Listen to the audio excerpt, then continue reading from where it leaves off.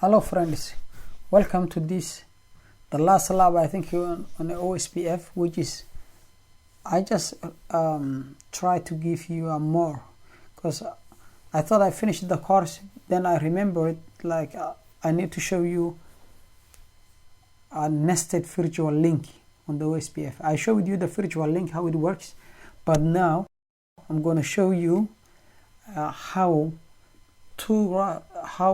multiple virtual links can be configured. For example, now look, we have area 0 right here, and we said our Ospf hierarchy says that each area must physically connect to the area 0. But now, as you can see, we have area 38, but this area 38, they have an ABR that has an interface connected to area 0. So that's good for area 38. So router 13 can have, because it's a member of area 13, so it can have all the information because it has area 38 has an ABR that has an interface connected to area 0, and that's R8. So area 38 is connected to directly to area 0, so it is fine. So if I go to R5 now, sorry, R13 now, and say show IP route Ospf has all the routers from all other domains, even the redistributed routers, as you can see, and now it can even ping 10.1.1.1 right there on R1. 10.1.1.1.1. you see, so it has the reachability. So this area is fine, it's connected to R2 to area 0 because it has ABR that connected to area 0. But what about area 30? Area 30, it cannot connect, so we use it a virtual link, and the virtual link was between R13 and because R13 cannot be an ABR, because ABR can only, the router can be an ABR is the router that connects to area 0 physically or logically. So even if you have a virtual link connected, that will make you an ABR. For example, now this guy is a proper ABR, but because it has a physical interface connected to area 0, but this guy does not have cannot be an area border router because it doesn't have any interface connected to the to area 0. But we here this area area 30, we use the virtual link between R14 and R13 and R13 to we used a virtual link between R13 and R8 because since R8 is connected to area 0, we used a virtual link between R13 and R8. So there, because area 38 is okay because they connected to router 8, which is an area border router, but the benefit of that became that R14 will have a routing table of all of the area, because logically R13 become now an ABR because of the virtual Ospf virtual link. So let me go to R8, and if you say if you look at it, area 38, which is the transit area of this 38, and then the loopback of R13. So that made R13 a virtual an ABR. If I go and show IP Ospf down here, it must show us as an ABR. It must show us as an ABR on the top, not down below, right here, somewhere here.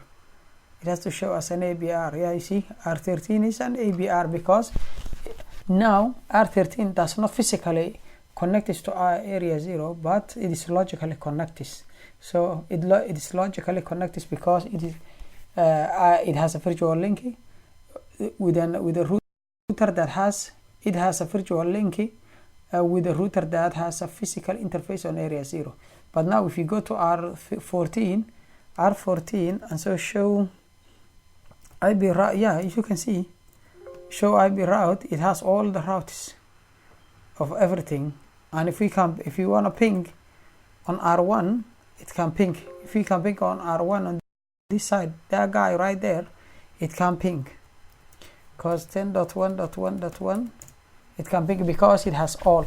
But now, so this needs a virtual link, and we configured before on the virtual link. Now if I go to R4, let me show you something. If I go to R13 and I remove that virtual link, say router, let me show you, do show run, so I can show you it has a virtual link. If I go to router 13 and I remove this virtual link, it will this virtual link, it will not have that connectivity anymore, because it is not an ABR now. If I say show IB route OSP, show IB Ospf, before it said it is ABR. Before here it said it's an ABR. Where is he?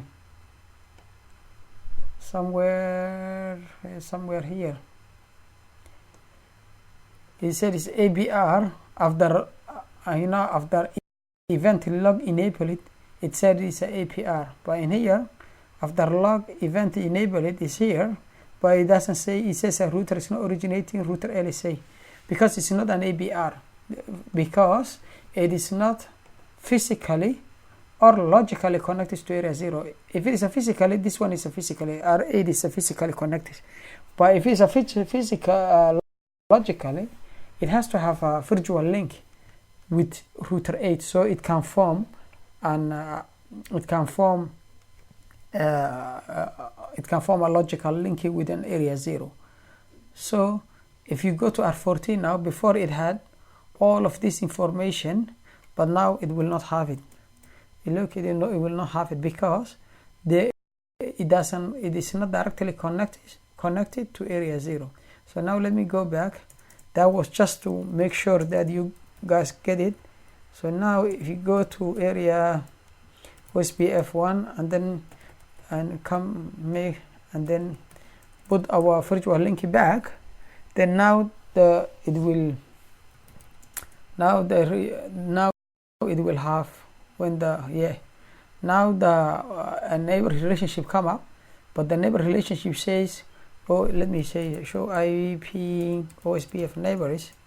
You can see now Ospf virtual link 2. So this virtual link is considered as a area 0. Okay, so that's what it is. So now R14 has all the routes. But what about R15, this area 35? Do they have any? Because now they have even 2 area, like they are how many areas? 1, 2. They are 2 area behind than the area 0. So this guy, does he have any routes? Show IB route. Show IB route Ospf. It has nothing. The reason why, because it is not directly connected to area 0, and it's not logically connected to area 0. So what we're gonna do now? We're gonna do, since this guy is a logic ABR router, which does not connect it to physical to area 0, but it has a logical connection with R8, which is the real ABR, and now this guy became an ABR as I showed you before. So now what we're gonna do? We're gonna connect a virtual link between R14.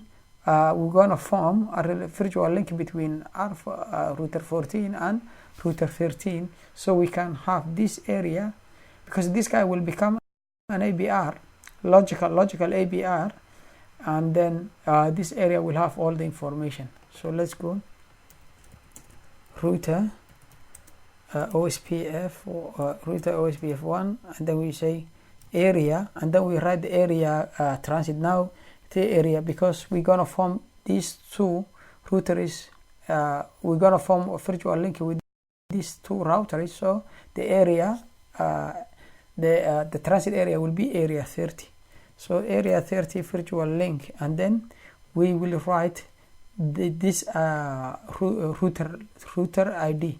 So we will not use a physical ID. It will not form if you use the physical IP address of this interface. Yeah. So always use a router ID. So this one is a router ID. So the router ID of R14, and we go to R14 now, and we will say router OSPF1 area 30, which is the transit virtual link. Then we're gonna write 0.0.0 the 13, because we are on R14 now, so we need the router 13 virtual link. So now it will become, now the connectivity, the neighbor relationship will come up of the virtual link, and then as you can see here, it came up, and then from loading to full, and then R15, which is this guy right here, is gonna have full information. Before it didn't have anything. As you can see, show IP Ospf, it has nothing. Show IP route Ospf, you showed it before and it had nothing. And now if you go back, same command, it has all the connectivity. So R3 has two virtual links. If you go show run section Ospf, it has two virtual links, one for R8 and one for R14, and that is what is called nested virtual link, nested Ospf virtual link. That's what they call it. Now what I'm going to do, I'm going to authenticate these R3, R13 and R8. I want to authenticate, so I will show you how to authenticate. Yeah, but if because area 0 does not have any authentication, so if the authentication go down, we will see what happens. But I'm going to show you how to authenticate. So router OSPF, OSPF1, OSPF, then area, what that area was, area 38, because when we were forming these two routers virtual link, then the transit area was area 38 virtual link. Then we're gonna say 0.0.0 13, and then authentication, and the authentication will be message digest, and message digest, and then we're gonna make it one message digest key. We're gonna make it one go. Authentication message digest, and the message digest key, we will make it Cisco. Message digest key. We will make key 1, and then we'll make it MD5, and then we will use it Cisco as a password. And now authentication will fail down. I mean the link will go down. The link will go down soon. So if you go to R13 now, do show IP OSPF neighbors. So this guy, it will go down. Now the timer is 30. So if you go down now, the timer is 21. So now when the timer expires, then it is going to go down. Now the timer is 14. Now the timer is 11. So just give a second, 11 seconds, then it's going to go down. Now the timer is 16, because all the other ones, they're just coming up, they just increasing, but this one is just decreasing. So now it is gone. Now it's gone. You see the process is down. Now OSPF expires. I mean virtual linking with router 8 expires. Now with area 30, router 13. So now what we're gonna do, area 38 virtual link 0.0.0.0.8 authentication message digest, the message digest key,